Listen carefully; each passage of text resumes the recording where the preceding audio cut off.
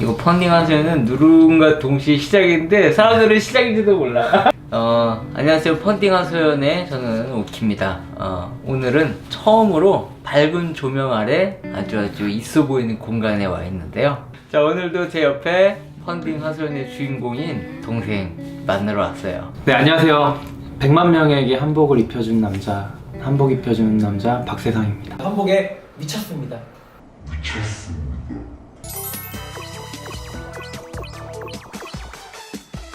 전주다운 거를 조금 더 이 지역에 만들어 보면 어떨까 고민을 했는데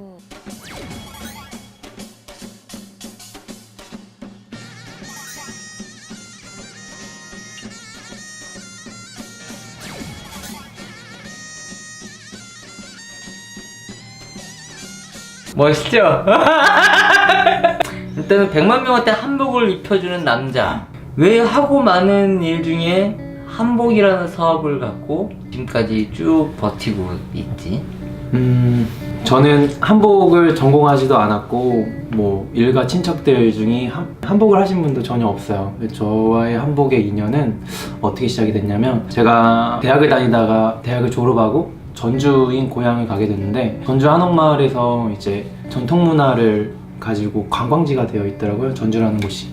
근데 그곳에서 이제 작게 사무실을 얻어서 그냥 조용하게 뭐 책도 읽고 글도 쓰면서 이렇게 지내고 있는데, 한옥마을을 왔다 갔다 하는 관광객들이 좋은 얘기를 하고 떠나지 않더라고요. 주로 먹는 거. 예, 뭐 베트남 칼국수, 초코파이 아시죠? 뭐 문어꼬치 한번 얘기해 볼까요? 뭐 외할머니 솜씨, 뭐 엄청나게 많이 이렇게 먹을 것들만 얘기를 하고 가시면서 한옥마을이 아니라 먹거리 장터가 되는 듯한 이미지를 관광객들한테 준다라는 생각들을 좀 했고, 그래서 이제 일단 먹고 자고 입는 것부터 좀 한국적인 것들을 기본적으로 좀 만들어 보자 해서, 먹는 거는 한식, 그 다음 자는 거는 한옥, 입는 거 한복, 이게 세 가지가 일단 기본적으로 갖춰져야 됐고, 이 세 가지가 일상화되어 있는 곳이 좀 더 한옥마을스럽겠다라는 생각들을 하면서 그 중에 빠져있는 한복을 한번 입혀보자 라고 생각을 한 거죠.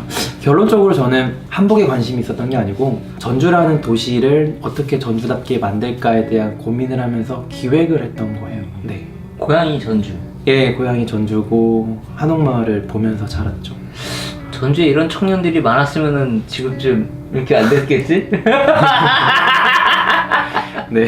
고등학교 때까지 전주에서 학교를 다녔고, 그 이후에는 전주를 거들떠보지도 않았어요. 네. 왜냐면 촌에 태어난 사람들은 얼른 촌을 떠나고 싶어 하는 그런 심리가 있어요. 근데 카메라 보기에는 내가 딱 지방에서 온 거 딱 서울 사람인데 뭔가.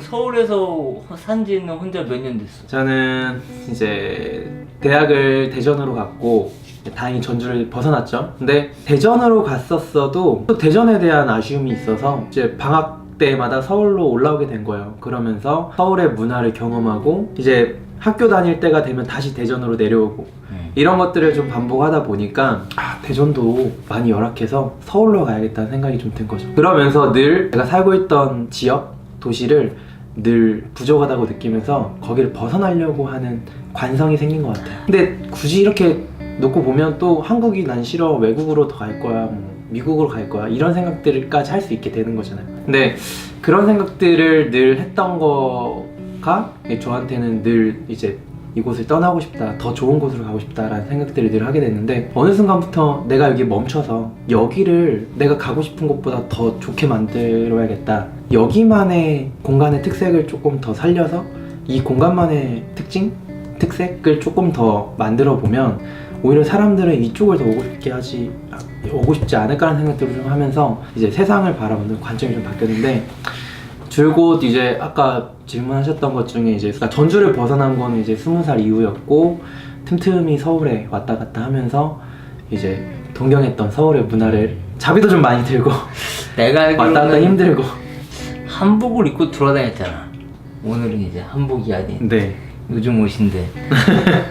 한복을 언제부터 입고 돌아다녔던 거야? 저는 제가 처음으로 이제 한복에 관심을 가진 건 2012년도였고 이제 6년 정도 됐는데, 제가 한복을 전주 한옥마을에서 처음으로 입고 돌아다닐 때가 기억이 생생해요. 제가 한복을 입고 거리를 돌아다니는데 사람들이 저를 미친놈 아니야? 저 또라이 아니야? 왜 한복을 입고 있어? 한옥마을의 아르바이트생인가? 시청에서 고용한 알바생인가? 자원봉사자인가? 공연하러 왔나? 곱게 보진 않더라고요. 그러니까 저 사람은 한복을 입었네? 왜 입었을까에 대한 의문을 갖는 거예요. 한복은 옷인데. 그냥 옷인데. 네. 근데 이제 이거를 혼자 입으면 안 되겠다 싶어서 이제 다음날 친구 2명을 더 불러서 3명이서 입고 돌아다녔더니 많은 사람들이 저에게 이제 말을 걸어주시더라고요. 초코파이 집이 어디냐? 가이드 나는 되는 거네. 유명한 한옥마을의 맛집 베테랑 칼국수를 가고 싶다. 어디로 가야 되냐? 사진 좀 찍어달라. 뭐 이런 그 부탁들을 받으면서 사람들은 자신과 한복을 입고 있는 나를 분리시키고 있구나. 그치. 예. 근데 생각을 해봤었을 때 한 명이 입는 게 아니라 10명이 한복을 입고 100명이 한복을 입고 1000명이 한복을 입고 10,000명이 한복을 입고 있으면 사람들은 바뀌더라고요. 어느 정도의 한복 입은 사람들이 늘어나면 사람들은 한복 입은 사람과 자신을 분리시키지 않고 나도 한복을 맞아. 입고 싶어. 저거 어떻게 입는 거야? 야, 우리도 한복 입자. 입으로 가자로 바뀌어요.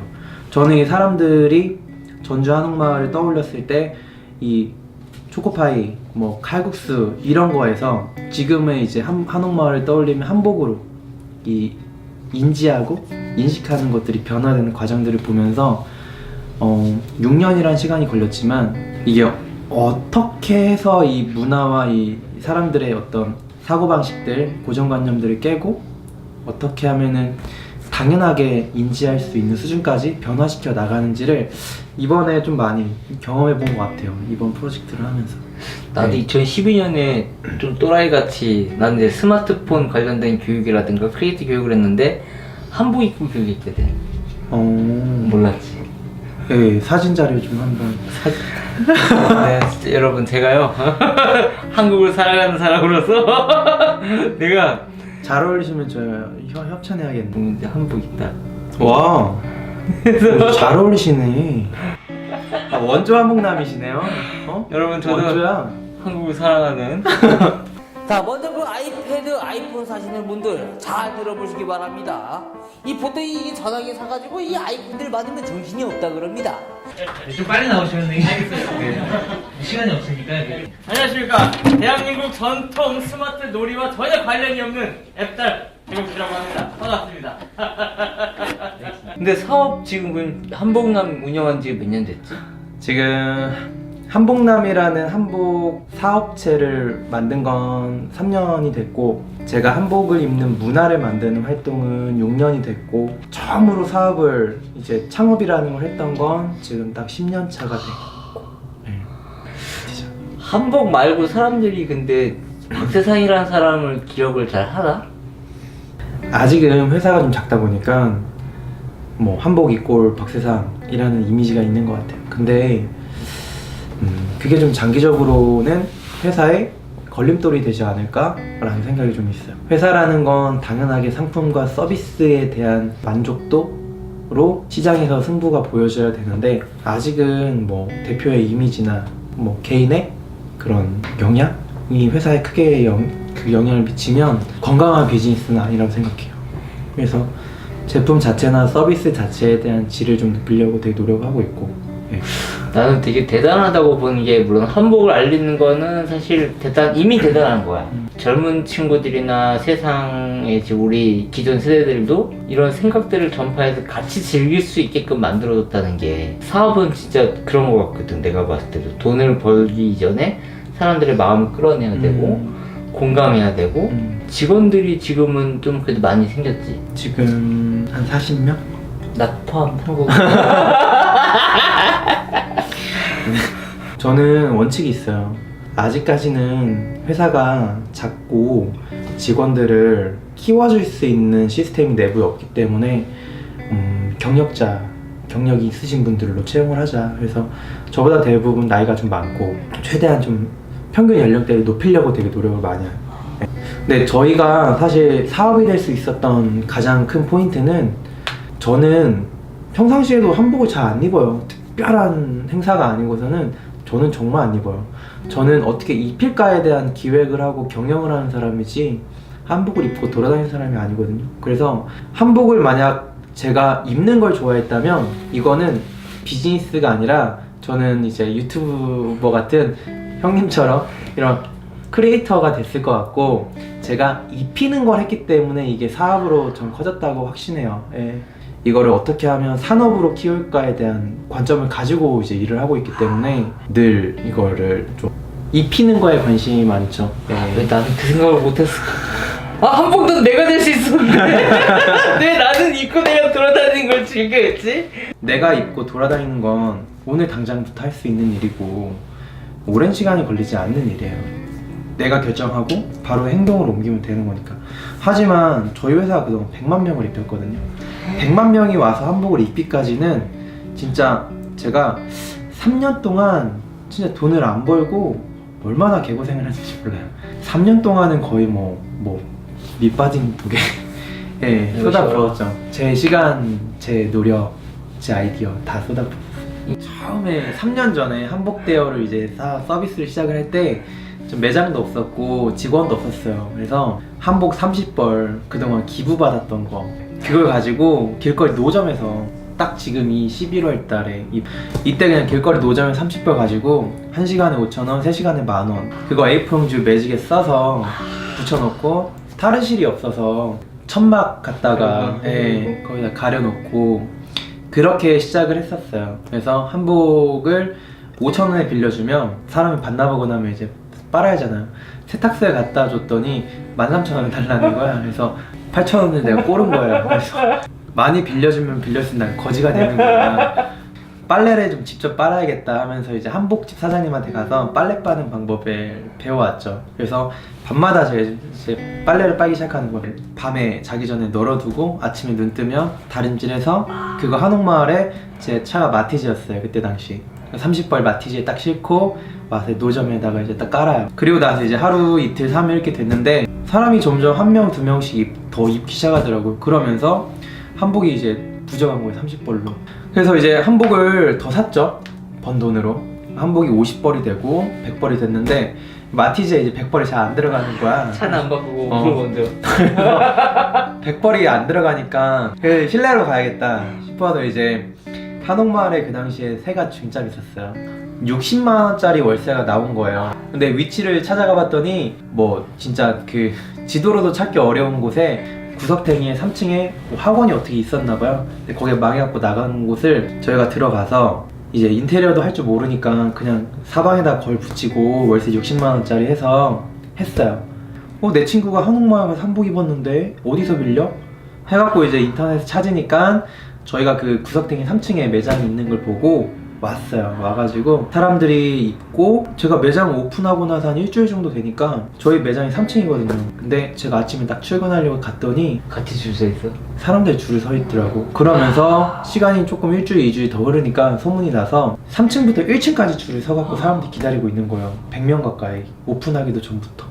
손님이 너무 많이 오니까 매장을 늘려야겠다 해서 매장이 이제 2개가 되고 3개가 되고. 그때 속으로 딱 그때 아싸! 자, 여기까진 좋았어. 이제 여기까진 좋았어.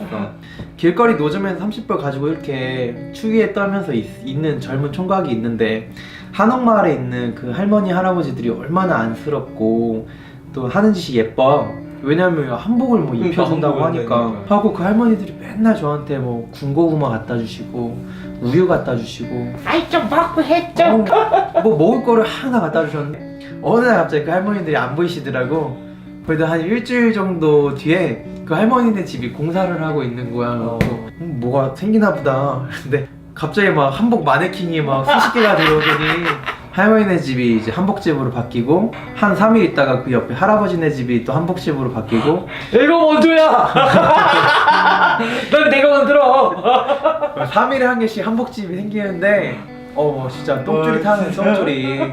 처음에는 진짜 이게 그 믿을 사람 하나 없고 날 그렇게 응원해줬던 분들인데 돈 되니까 다 따라하는구나 생각을 했는데 그렇게 1년 만에 100개가 생겼어요. 그러니까 3일에 한 개씩 생긴 거야. 1년만. 그렇게 한복집이 생기고 지금 150개까지 더 늘었죠. 결론적으로는 저희 회사는 집이 150개까지 생기는 동안 저희 회사는 그만큼 성장이 있더라고요. 이제 왜냐면 저희는 많은 사람들이 물어봐요. 똑같은 질문을 하시는데 저희는 사실 그 중간에 갈등이 되게 많았거든요. 아, 이 돈이 되는데 그리고 옆에 막 생기는데 저걸 못 생기게 막을까? 내가 확 더 차려갖고 저 집 장사 안 되게 만들까? 라는 생각이 들죠. 당연히 사람이라. 근데 그 생각을 하면서도 한편으로는 나는 기획자야. 장사 따위는 맞아. 수단에 불과하고 내 가장 큰 목표는 한옥마을을 한복 입는 도시로 변화시키는 거야 라는 내 돈 들이지 않고도 차려주면 한옥마을은 더 한복 입기 좋은 곳이 될 거야 라는 생각들을 하면서 사실은 그렇게 버텼던 것 같아요. 근데 나름대로 한복을 제대로 입혀야지, 예쁘게 입혀야지, 고객들한테 친절해야지, 한복에 대한 걸 정확하게 좀 제시해 줄 수 있을 만큼 서비스에 대한 질을 높여가면서 그게 이제 좀 차별화가 나름대로 브랜딩이 되면서 저희 회사는 이제 더 성장을 했거든요.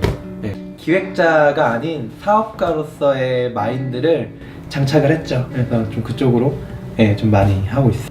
해외도 막 갔다 오고 그러는데 어때 반응이 그 이제 한류에 대한 것들이 한복과 같이? 일단 좋아요. 좋은데 처음에 갈 때 저조차도 의심을 했거든요.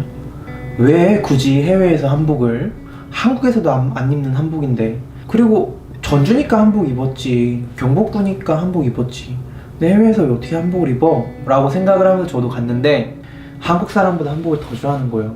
왜? 자기가 좋아하는 연예인이 입었던 옷이거든. 대장금. 네, 드라마에서 막 정말 그 다운받아갖고 막 미친듯이 보고 있는 그 드라마에 김수영과 박보검이 막 입었던 옷들을 갖고 오니까 한국의 어떤 트래디셔널로 이걸 보는 게 아니고 엔터테인먼트로 보는 거예요. 자기가 좋아하는 연예인이 생각이 나는 옷들. 한류가 한번 영향을 미쳤던 나라들이 정말 반응이 좋아요. 그래서 저희도 이제 작년하고 올해에 걸쳐서 한 2년 가까이 해외에 투자를 굉장히 많이 했고 지금은 해외로부터 수익을 낼 수 있는 구조를 만들었죠. 이게 제가 3가지 원인을 뽑거든요. 첫 번째, SNS의 발달. 전 세계 사람들이 이제는 휴대폰을 해요. 빠르게 퍼져나가는 이 정보, 뭐 좋은 것들, 뭐 신기한 것들, 호기심 있는 것들, SNS의 발달이 첫 번째 이유고, 두 번째는 이 한류의 확산, 세 번째는 시민 의식의 변화인데 아직 동남아 쪽은 사실은 그 사람들 성향이 현대적인 걸 여전히 좋아해요. 외국 거. 그렇기 때문에 한국 거가 좋은 거예요. 그래서 이 3가지 박자 때문에 사실 해외에서도 그 호응이 좋은 것 같고, 또 한국에서도 한국 사람들이 보통 자기 나라 거 별로 안 좋아하고 전통 별로 안 좋아했거든요. 지금 한국이 선진국이 되면서 시민들의 의식이 좀 높아진 것 같아요. 한국 거, 그 다음 외국인이 한국을 찾아왔을 때 한국 거가 자랑스러운 것들을 보여줘야 되는 이런 관광이 발달이 되다 보니까 한국 사람들이 원래 한국 전통문화를 좀 외면했었는데 최근 들어서는 시민의식이 많이 높아지면서 한국에 대한 문화를 또 스스로가 찾아요. 5년 전만 빨리 했었어도 절대 안 됐을 거다. 나도 이거 일본 갈 때 세상이 생각이 많이 나는 게, 일본에 가면은 전통적으로 한복 입고 돌아다니는 애들 진짜 많거든. 진짜 많죠. 근데 그런 거 보면서 세상에도 이런 거 서울에서 하고 있는데, 하는 거 전주에서 하고 있는데 생각이 많이 들어가지고. 제가 크게 3단계로 봤어요. 제가 해야 될 역할. 제가 한 3년 정도는 이게 과연 가능할까? 라는 걸 아무도 몰라고 아무도 관심 없을 때 3년을 하면서 가능성을 찾아냈고, 지금 한 3년 정도를 렌탈샵을 하면서 사람들에게 이제 입을 수 있다는 거를 인지시켰고, 그 다음에 앞으로 3년 동안 해야 될 건 한복을 입는 게 아니라 한복을 즐기게 만들어야 되거든요. 제대로 입기도 해야 되고 즐겨야 되는 거. 그러니까 앞으로 3년을 더 신경을 쓰면서 이제 노력을 할 텐데, 중요해요. 지금 현재 상황을 보면 마치 이런 상황이거든요. 우리가 스키장을 가잖아요. 스키장에 가서 하는 행동 패턴이 스키장 입구에 쭉 늘어선 렌탈샵들을 한 군데 들어가서 스키를 빌려요. 스키장 안에 들어가가지고 리프트권을 사서 리프트를 타고 올라가요.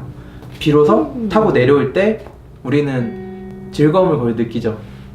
지금 관광지 전주나 경복궁 같은 경우는 리프트가 없는 렌탈샵만 있다고 생각이 들어요. 그러니까 저희 회사가 해야 될 일은 한복을 빌려 입는 것까지 현재 됐는데, 이제 한복을 입고 즐길 스키를 타고 내려올 만한 이 리프트, 그걸 만들어내는 게 저희 회사의 지금 미션이고, 지금 뭐 한복 논란이 좀 있어요. 뭐 전통이다, 뭐 중국산이다, 전통 한복이 아닌 걸 왜 저기 입고 돌아다니냐, 그런 논란들이 있는데, 그거는 이제 한국에서 한복을 입고 다니는 이 문화도 생긴 지 얼마 안 됐고, 또 더군다나 그 소비 주체인 젊은 친구들이 한복에 대한 인식이 전혀 없고, 특히나 장사하고 있는 상가 사장님들도 한복에 대한 지식이 없고, 충분히 이게 돈이 되니까 장사를 하게 됐고 재밌으니까 와서 입는 구조거든요. 그 누구도 전통과 한복에 대한 이해가 없는 소비자와 공급자가 만나서 형성이 된 시장인 거예요. 그렇기 때문에 거기에서 이게 전통이다, 이게 뭐 올바르다, 이게 틀렸다라고 논하는 건 상황이 안 맞는 것 같고, 제가 그거를 계속 들으니까 노이로제 걸릴 정도로 스트레스를 받아요. 근데 저희 직원들도 저한테 그러거든요. 아, 좀 너무 계량화되고 너무 퓨전화 되어 있는 화려한 한복들이 처음엔 예쁘지만 너무 자주 보니까 좀 질리기도 하고, 좀 전통스러운 게 더 아름다운 것 같다라고 직원들도 저한테 얘기를 하고, 저도 그렇게 느끼고 있어요. 하지만 시장에서 소비자들은 전통과 최근에 그 퓨전을 보면서 퓨전이 더 예쁘다라고 느껴버리니까 이거 와서 소비하는 거예요. 그러니까 이 공급 입장에서는 소비자들이 좋아하는 거에 맞춰서 시장을 키워갈 수밖에 없으니까 이쪽이 계속 지금 유지가 되는 거죠. 그렇다면 이게 저는 시간이 필요한 일이라고 보고 있거든요. 그래서 한 2, 3년만 흐르면 소비자들도 어느 정도 보는 눈이 생겨서 트레디셔널한 걸 찾게 될 거고, 소비자가 그렇게 바뀌면 자연스럽게 이 소비자에게 공급하는 이 장사하는 대여점들도 그렇게 맞춰갈 거예요. 양측의 노력이 필요한 시기고, 지금 일본 같은 경우에는 20년, 30년 동안 그렇게 기모노 입고 유카타 입고 졸업식장에 가고 벚꽃놀이 가고 교토의 거리를 돌아다니는 문화가 있는데, 한국이 이제 고작 3년 됐는데 그걸 지금 뭐 잘했다 못했다 논할 단계는 아닌 것 같은데, 24시간 현장에서 고민하고 있는 나도 그게 시간이 필요한 일이라고 생각을 하고 어떻게 대안을 찾을까 되게 노력하고 있는데, 이 사람들 그냥 지켜보고 관망하는 입장에서 너무 쉽게 그걸 아니다 라고 두들기는 사람들을 보면 저는 개인적으로 거기에 좀 대응하진 않고 있거든요. 왜냐면 시간이 흘러봐봐 내가 하고 있는 게 증명될 거야 라는 확신이 있기 때문에 별로 대응하고 있지는 않고 그냥 저는 제 일, 제가 갈 때만 보고 가는 스타일인데, 그것 때문에 한쪽에서는 너무 시간 낭비, 체력 낭비, 그게 좀 안타까운 부분이 있어요. 근데 시간이 해결해줄 문제라고 봐요. 사진을 찍고 여행을 한다는 게 이미 익숙해져 있는 건데, 제가 한복을 입고 이쪽 명동 시내나 홍대만 나가도 이상하게 쳐다봐요. 그걸 보면서 점점 이제 어떤 상황, 장소, 시간, 때, 곳, 여기에서도 어느 순간 어느 곳에서나 한복을 입을 수 있다는 것들에 대한 걸 대한민국 사람들에게 좀 심어주면 이 한복 문화가 정말 좀 바뀔 수 있다 보고 있어서. 가장 힘든 게 최근에 그럼 뭐가 힘들었어? 일단 CEO라는 역할이 너무 나한테 맞지 않다. 저는 회사를 경영하고 관리하고 전략을 짜고 이런 거를 잘 못해요. 창업자이긴 하나 경영자가 될 수 없는 성향이에요. 근데 제가 창업을 했다는 이유로 지금 그 역할을 맡고 있죠. 제 옷을 입지 않는 듯한, 몸에 안 맞는 옷을 걸치고 있는 듯한, 지금 어쩔 수 없이 해요. 네, 어쩔 수 없이 하고 있고, 나보다 더 잘하는 경영자가 있으면 저는 진짜 회사를 그분께 맡기고 싶어요. 회장으로 올라가고 이제 회장 딱 올라가고. 네. 기획자고 예술가적인 기질이 좀 있어서 크리에이티브함이 막 넘치는 사람이. 이 경영하고 좀 잘 안 맞아요. 그러다 보니까 경영자는 좀 꾸준하게 일관되게 회사를 쭉 보듬어줄 수 있는 그런 사람이어야 되는데, 그게 좀 잘 안 맞으니까 조금 어렵고, 지금 이 하루라도 더 젊었을 때 매일매일 반복되는 삶 말고 조금 더 다양한 공간, 좀 더 세상에 나가서 더 많은 것들을 빨리 경험하고 싶다는 생각이 계속 있죠. 근데 이미 회사가 덜컥 이렇게 생기니까 자유롭지 못해졌어요. 나이를 먹으면 먹을수록 더 자유로워져야겠다. 근데 그 자유로워진다는 거에 대한 의미는 사실은 뭐 돈을 많이 벌고 개인 시간을 많이 생기고 이런 것도 되게 중요하긴 하지만, 제가 원하는 삶은 사실 내가 하고 싶을 때 뭔가 바로 시작하고 중간에 포기하고 싶을 때 바로 포기할 수 있는 그런 삶이 저는 되게 멋있는 삶이라고 생각을 하거든요. 그래, 물질적인 풍요로움 생기더라도 그 아까 내가 말했던 그 자유, 언제든지 쉽게 포기할 수 있고 언제든지 뭔가 다 시작할 수 있는, 점점 어려워지는 것 같아요. 제일 필요한 게 뭐야 지금? 나한테 제일 필요한 게 뭐야? 저요? 좋은 CEO가 저희 회사에 들어와서 한복남을 경영하고 저는 더 넓은 세상에 들어가서 배우고 익히고 또 경험 쌓고 많은 가능성들을 더 실험해보고 싶은 거죠. 네. 그 본인 말고도 힘든 사람 있어? 아유, 뭐 다 힘들죠. 성한 사람은 못 봤어요. 딱 한 명 추천 누구 해줄 사람? 저는 10년째 친구인데 너무 제 좋아하는 친구고 항상 늘 성실하고 프로처먼트의 송준호 대표.